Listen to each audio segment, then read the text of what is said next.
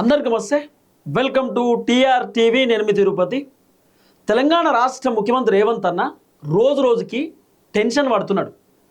ప్రభుత్వం చేజారిపోతుందేమో, మళ్ళా కాంగ్రెస్ అధికారంలోకి వచ్చే అవకాశం ఉండదేమో. రేవంత్ రెడ్డి ఒక టార్గెట్ పెట్టుకున్నాడు.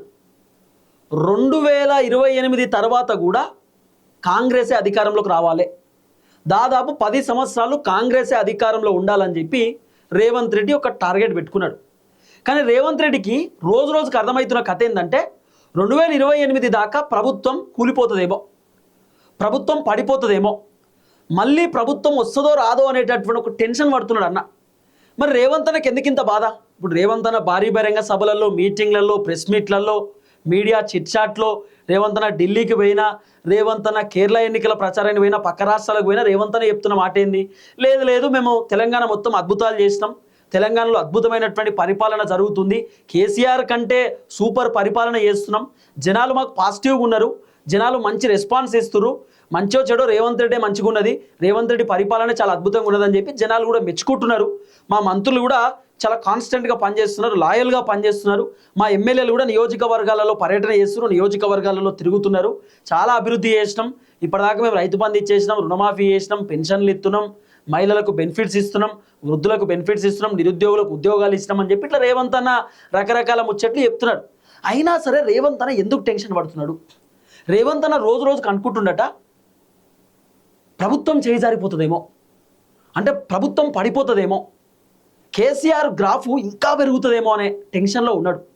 కేసీఆర్ గ్రాఫ్ పెరుగుతున్న కొద్దీ రేవంత్ అన్నకు టెన్షన్ కూడా పెరుగుతుంటూ వస్తుంది. ఎందుకు? కారణం ఏంది?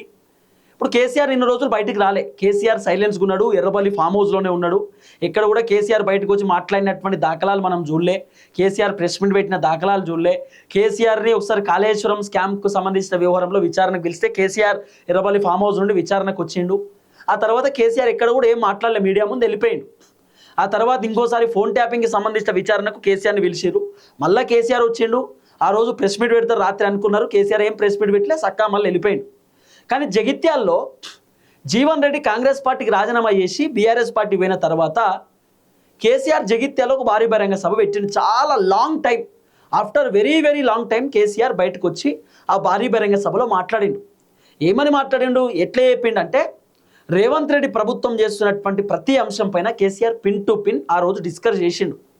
ఈ భూముల కోసం దందాలు చేస్తురని, వీళ్ళతో అవుతుందా ఫార్మా సిటీ, వీళ్ళతో అవుతుందా ఫ్యూచర్ సిటీ, వీళ్ళతో అవుతుందా మూసీ సుందరీకరణ, మూసీ ప్రక్షాళన, 1,00,000 కోట్లు పెడతారట, 15,000 ఇండ్లు కూల్చేస్తారట, రేవంత్ రెడ్డి ఇల్లు కూల్చడానికి వచ్చిండు, ఇల్లు కట్టడానికి రాలేదు, రేవంత్ రెడ్డి ప్రభుత్వం ఒక ఫ్లాపు, ప్రభుత్వం మొత్తం ఆగమైపోయింది, రైతులు ఇబ్బంది పడుతున్నారు, రైతులు గోసపడుతున్నారు, రైతులకు ఏం చేస్తలేరు ప్రభుత్వం అని చెప్పి సో గట్టిగా కేసీఆర్ మాట్లాడేటటువంటి కార్యక్రమం చేసిండు. కేసీఆర్ బయటికి రాకముందు కేసీఆర్ గ్రాఫ్ దగ్గర 40% ఉంటుండే. 40% కేసీఆర్ గ్రాఫ్ ఉన్నది, 50% కాంగ్రెస్, 10% బీజేపీ గ్రాఫ్ తెలంగాణలో ఉంటుండే. ఇక బీజేపీ ఇప్పుడు చిన్నగా ఇంకా తగ్గుతుంది, పెరుగుతలేదు. కానీ ఈ 40% గ్రాఫ్ కాస్త కేసీఆర్ ఎప్పుడైతే జగిత్యాల భారీ బహిరంగ సభ పెట్టి బయటకు వచ్చిండో, ఎప్పుడైతే కేసీఆర్ బయటకు వచ్చి మాట్లాడిండో కథం ఏకదమున కేసీఆర్ బయటకు వచ్చిన తర్వాత ఈ గ్రాఫ్ కాస్త 50% అయింది.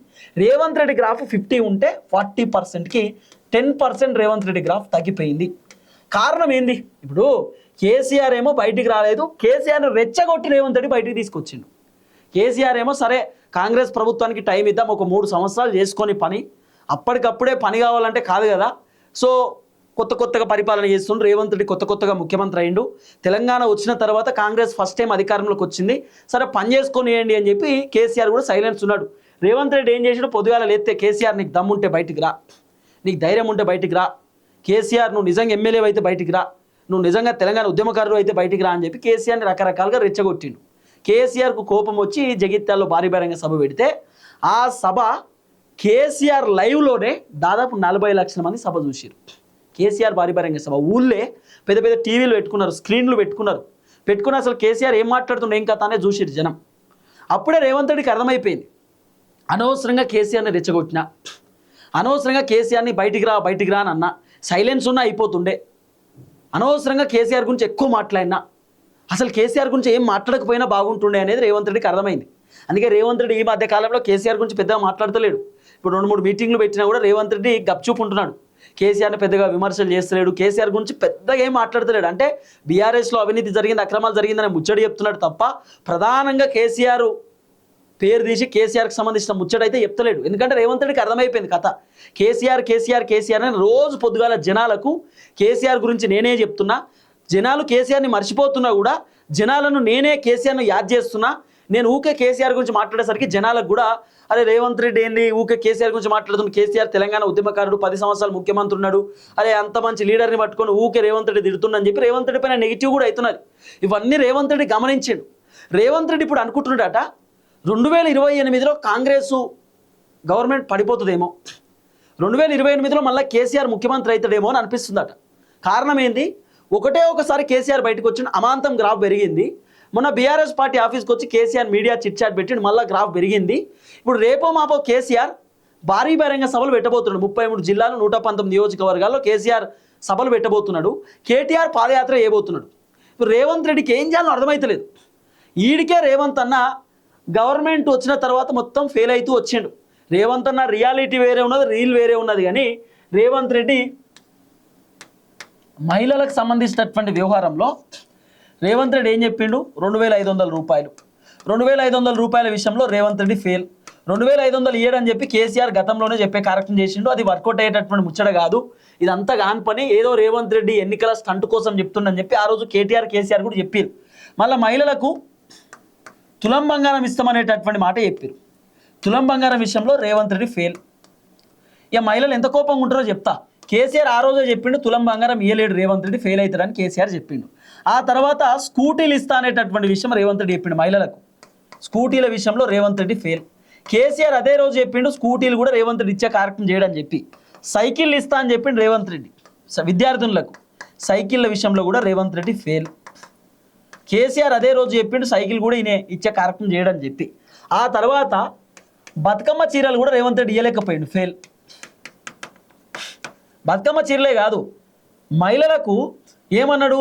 కళ్యాణ లక్ష్మి ఇస్తా, షాదీ ముబారక్ ఇస్తా అని చెప్పి కూడా రేవంత్ రెడ్డి చెప్పిండు, ఫెయిల్ అయిపోయిండు. ఆ తర్వాత 200 యూనిట్ల కరెంటు అడపా వస్తున్నాయి, కొన్ని చోట్ల వస్తలేదు, ఫెయిల్.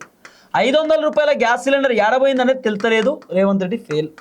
తర్వాత మహిళలకు మేము బస్సులు ఇస్తాం, మహిళలకు పెట్రోల్ బంకులు ఇస్తాం, మహిళలను కోటీశ్వర్లను చేస్తామని చెప్పి రేవంత్ రెడ్డి రకరకాల డైలాగులు చెప్పిండు. మొత్తం మహిళలకు ఇచ్చినటువంటి గ్యారంటీల విషయంలో Revanth Reddy fail, utter flop. ఇప్పుడు రేవంత్ రెడ్డి మహిళలకు ఇచ్చినటువంటి 6 గ్యారంటీల విషయంలో ఫెయిల్ కదా. రేపో మాపో కేసీఆర్ మహిళలకు సంబంధించిన ఒక సభ పెడుతున్నాడు. అంటే మహిళలకు రేవంత్ రెడ్డి ఏమేం చెప్పిండు, ఎన్ని అబద్ధాలు చెప్పి ఓట్లు వేయించుకున్నాడు, రేవంత్ రెడ్డి మహిళల కోసం ఏం చేసిండు, అది కేసీఆర్ చెప్పడానికి రెడీ అవుతున్నాడు. ఇప్పుడు రేవంత్ అన్నకున్న బాధ ఇదే, అబ్బా మహిళలకేమో ఏదో చెప్పినాం, మళ్ళీ ఇప్పుడు కేసీఆర్ ఫెయిల్యూర్ సభ పెడుతున్నాడు ఒకటి. అంటే రేవంత్ రెడ్డి ఫెయిల్యూర్ సభ. రేవంత్ రెడ్డి మహిళలకు ఏం చెప్పిన, ఏం జరిగింది అనేది కేసీఆర్ మహిళలకు చెప్పబోతున్నాడు. రేవంత్ అన్నకి ఇదే అర్థమవుతుంది. ఇన్ని రోజులు అనవసరంగా కేసీఆర్ తెచ్చిన, అనవసరంగా కేసీఆర్ సైలెన్స్ ఉన్నోడిని రెచ్చగొట్టిన, ఇప్పుడు కేసీఆర్ బయటకు వస్తే ఎట్లుందో రేవంత్ రెడ్డికి అర్థమవుతుంది. ఇప్పుడు మొన్న రైతు బంధుకు సంబంధించినటువంటి సభ పెట్టిండు కేటీఆర్. ఆ సభలో కేటీఆర్ అద్భుతంగా మాట్లాడిండు. ఆ తర్వాత నిరుద్యోగులకు సంబంధించిన వ్యవహారంలో రేపో మాపో కేటీఆర్ ఇంకో సభ పెడుతుండట. రేవంత్ రెడ్డి ఎన్ని ఉద్యోగాలు ఇచ్చిండు? 70,000 ఉద్యోగాలు ఇచ్చినామని రేవంత్ రెడ్డి చెప్పుకుంటున్నాడు. రేవంత్ రెడ్డి ఇచ్చిన ఉద్యోగాలు కేవలం 20,000 ఉద్యోగాలు ఇచ్చిండు.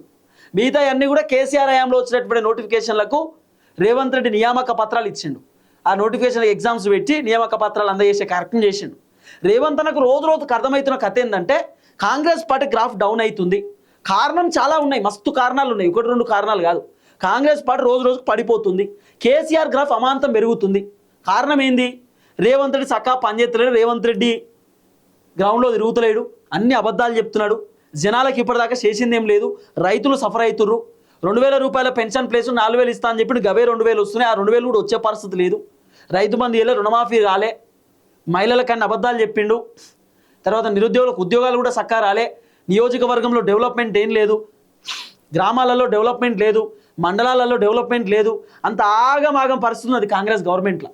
కాబట్టి జనాలు కూడా ఏమా కొద్దీ రేవంత్ రెడ్డి మంచో చెడో కేసీఆర్ ఉన్నప్పుడే మంచుకుంటుండే, 6 నెలలకో పంటకు రైతు బంధు అకౌంట్లో పడుతుండే, రుణమాఫీ కూడా కేసీఆర్ ఎంతో కొంత వేసిండు, రోడ్లు వేసిండు, సీసీ రోడ్లు వేసిండు, మిషన్ భగీరథ పట్టుకొచ్చిండు, మంచిగా మహిళల కోసం అనేకమైనటువంటి అద్భుతాలు చేసిండు కేసీఆర్. మంచో చెడో కేసీఆర్ ఉంటేనే బాగుంటుండే అనే ఒపీనియన్లోకి జనాలు వచ్చేసిండు ఆల్రెడీ. రేవంత్ రెడ్డికి ఇదే నచ్చలేదు, అబ్బా కేసీఆర్ ఇంకా బలంగా వస్తున్నారట, కేటీఆర్ పాదయాత్ర చేస్తారట, ఇది ఎక్కడ కథ, ప్రభుత్వం కూలిపోతుందేమో పడిపోతుందేమో అనే టెన్షన్లో ఉన్నాడు అన్న. రోజు రోజు కేసీఆర్ గ్రాఫ్ పెరుగుతున్నాయి, రోజు రోజు రేవంత్ అన్న పరిశాన్ అవుతున్నాడు. ఎందుకంటే హైడ్రా రేవంత్ రెడ్డికి పెద్ద దెబ్బ పడ్డది.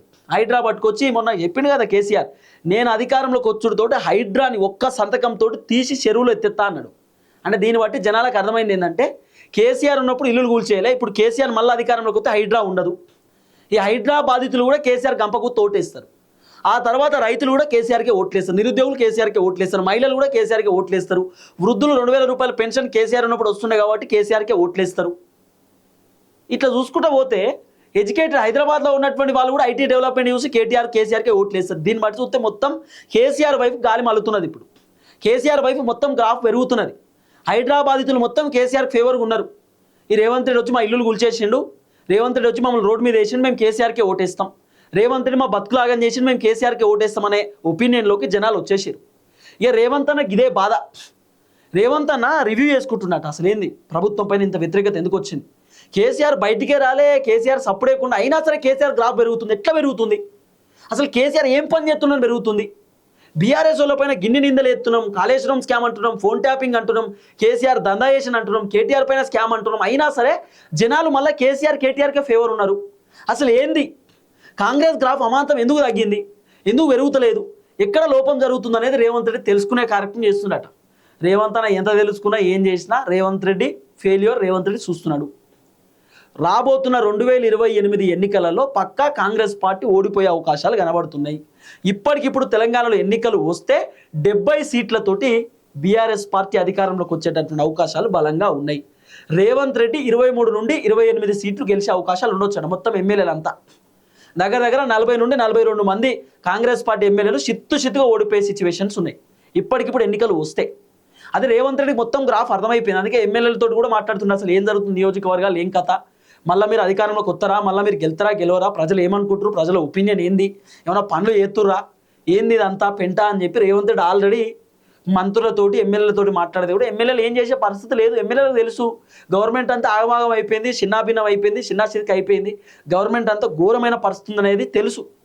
ఇప్పుడు నియోజకవర్గంలో ఏమైనా డెవలప్మెంట్ చేస్తేనే కదా ఎమ్మెల్యేలను మళ్ళీ గెలిపించుకుంటారు జనాలు. ఎమ్మెల్యేలు అసలు నియోజకవర్గంలో తిరిగే పరిస్థితే లేదు.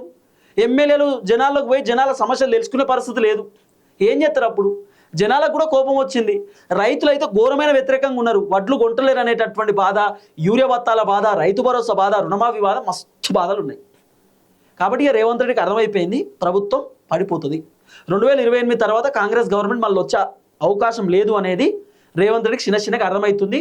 కేసీఆర్ గ్రాఫ్ పెరిగింది, ఇక కేసీఆర్ మళ్ళీ ముఖ్యమంత్రి అవుతాడేమో అని చెప్పి రేవంత్ రెడ్డికి ఆల్రెడీ అర్థమవుతున్నది. అందుకే మంచో చెడో కేసీఆర్నో కేటీఆర్నో ఒకసారి జైల్లో పెడదామనే ఆలోచనలో కూడా రేవంత్ రెడ్డి ఉన్నట్టుగా వినబడుతున్న చర్చ. మళ్ళీ అవకాశం రాదు కదా రేవంత్ అన్నకు, నన్ను జైలుకు పంపిరు నేను కూడా జైలుకు పంపుతా అనే ఆలోచనతోటి కేటీఆర్నైనా హరీష్ రావునైనా కేసీఆర్నైనా అట్లీస్ట్ రేవంత్ రెడ్డి జైలుకు పంపేటటువంటి కార్యక్రమం చేస్తాడట.